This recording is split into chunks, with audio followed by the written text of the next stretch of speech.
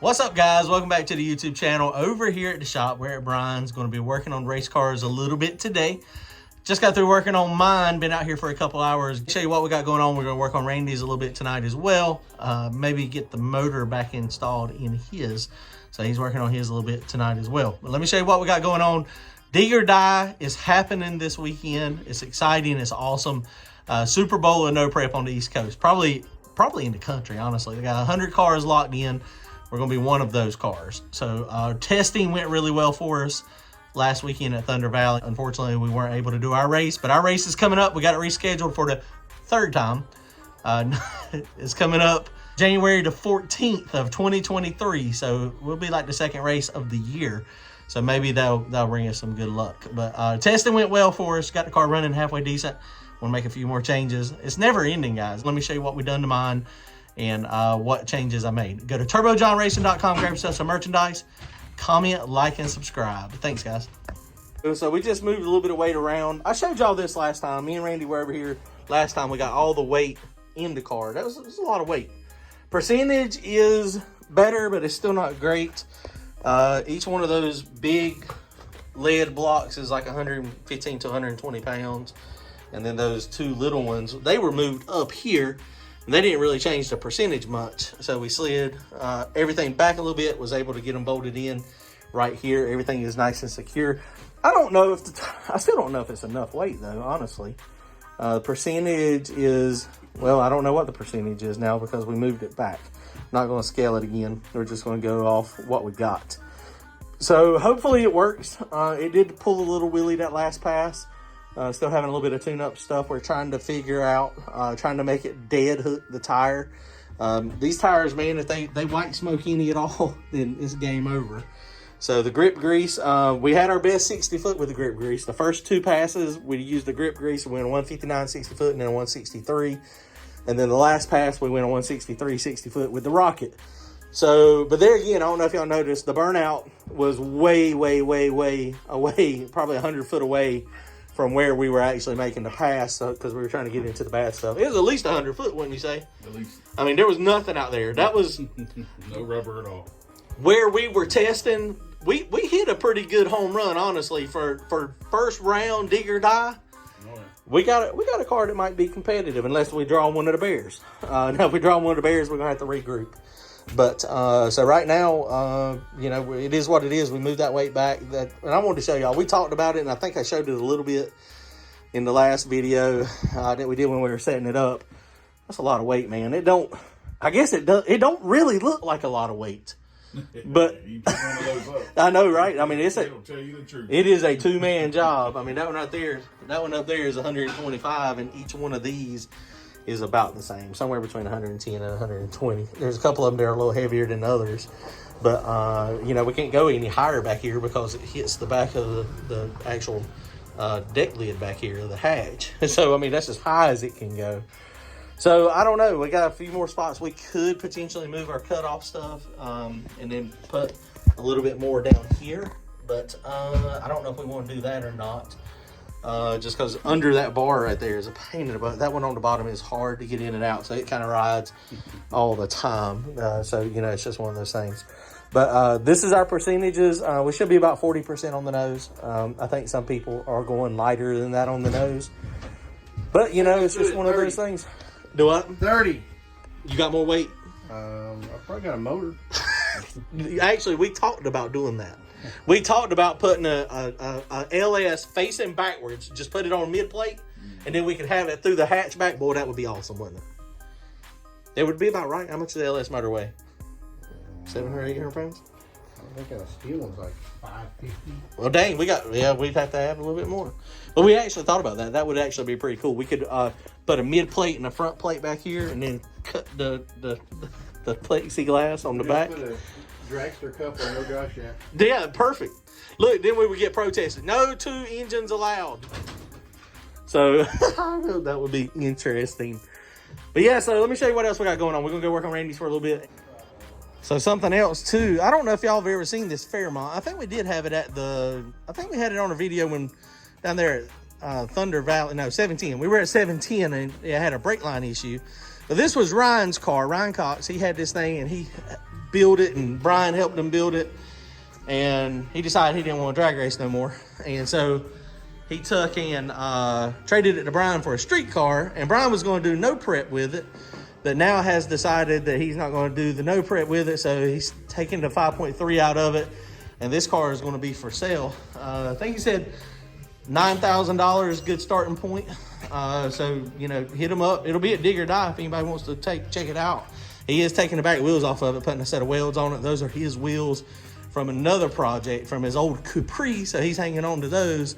But otherwise, man, this is a clean Fairmont. What year is it? 79, custom hood, solid car, man. All steel, all glass, good shape. Anybody's interested in a Fairmont, here goes one. Clean title, and title's in hand, so no problem getting it switched over to you if you want to make a street car out of it. Funny car cage on the inside. It didn't quite get finished, but it's a very, very nice car. Good starting point. Somebody wanting to do no prep or have a nice little Fairmont street car. Oh, and the back of it's what, mini tub? Yeah. 8.8, 35 spline axles? 8.8, 35 spline axles. 390 gear. Mini tub. Got a stainless steel wing on it. There was a parachute, but it may have got used on another car. So nice stuff, man. Check it out.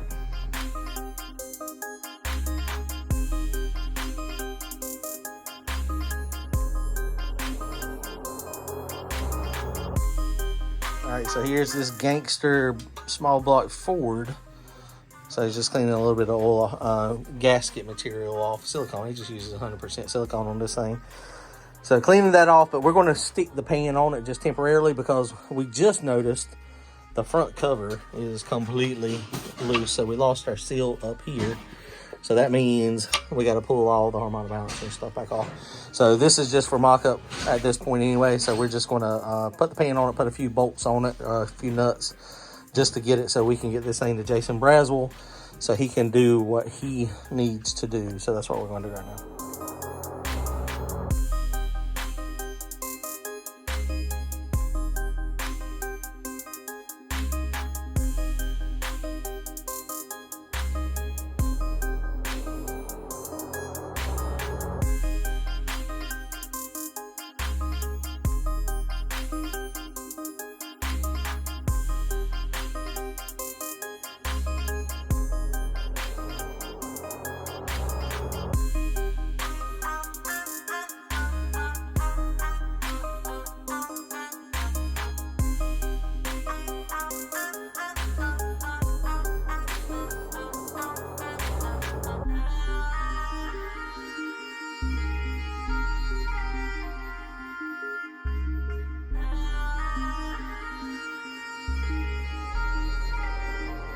All right, guys. Well, a little bit of change of plans. We were going to just stick it in there, but we were going to reseal this. We got a little bit more time.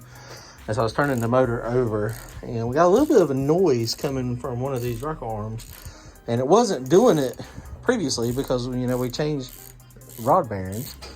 It feels like it's either in the lifter or maybe we've got a broke valve spring. I don't see any of this broken, but you can hear it clicking. Listen to this.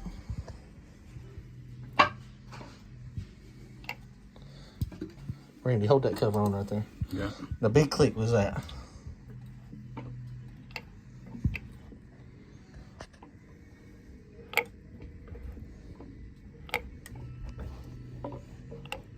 I think it sounds like it's down in the lifter. We might have killed a lifter.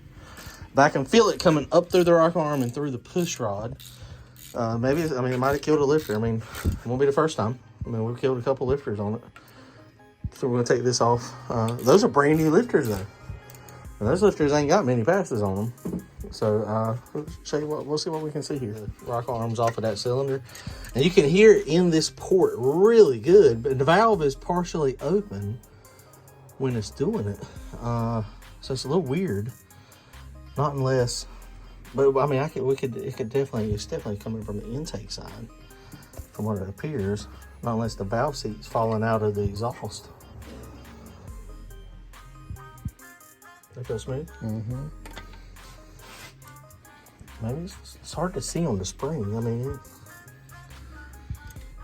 I don't see nothing down there.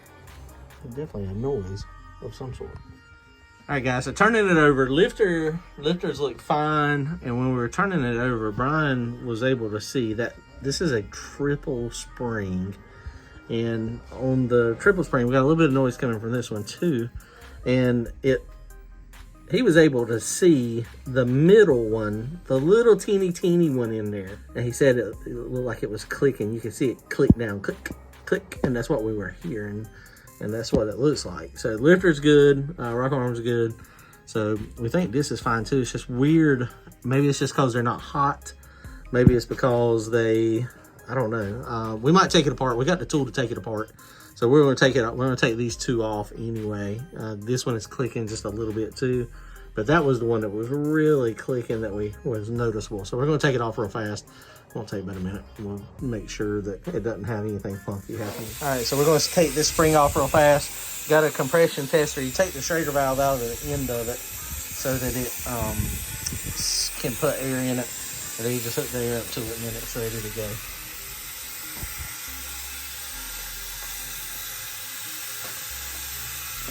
You see, the air just holds the valve up.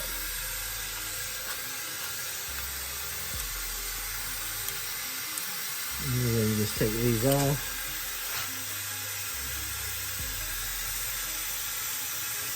And at this point, you're pretty vulnerable because if you lose air, that valve, unless there's a lot of friction on the stem, then the valve may go whoop and fall into the cylinder. So you want to move pretty fast.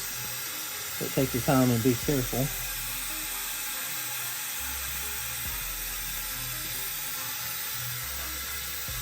Yeah, so you can feel the tension. I can feel the tension of that middle spring, how tight it is. But it is not broken. But it is 100% tight and snug. So when these things heat up, they'll probably move a little bit better. 100% not broken. How tight it is. But not broken, so on these things. You see how it just kind of smacked itself going back together. Okay, so we just wanted to verify that. You hear it? That's what we're hearing. Okay. Better be safe than sorry. No, that's right. It's easy to take it apart now. And this is an awesome tool. One of our buddies got us this Rodney.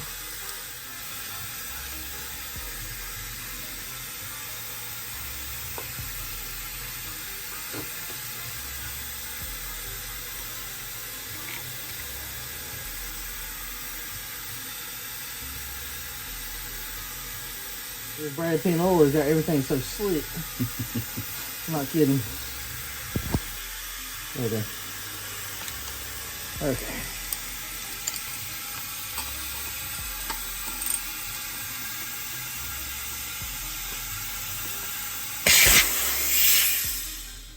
Okay. So everything's fine. I mean, we just wanted to double check. So we'll put this back together and then pull that front cover off real fast. All right, so valve cover is going back on. So we just had to investigate it. I mean, it's one of those things, you hear a noise, you want to make sure it's good. So now we're back to where we're going. We're going to go ahead and take this off. This is that 11 magnet wheel, 12 -1. There's your -1. The magnet is not there, and it lines up with the TDC, of course. This is his cam sync over here. The way the cam sync works is it's generally up here is where the pickup is. So about 195 degrees before top dead center. So if I roll this thing back, then that would be up here at the top. There's your dot, and we got a dot down there. So dot to dot.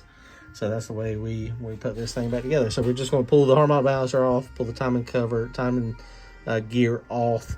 Just these 3 bolts here, and this whole thing comes off. And then we can get this cover off. This cover is held on by the motor plate, front motor plate.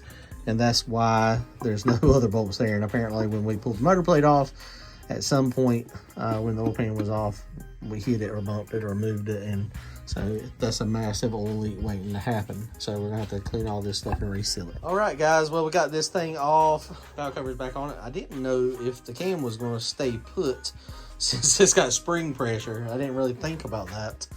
But it did stay put at the moment. So we got that off. So tomorrow night we'll come back and Randy will clean it all up, re-silicone it, get it all back together, and then we'll get oil paint on it and maybe get it in the car tomorrow.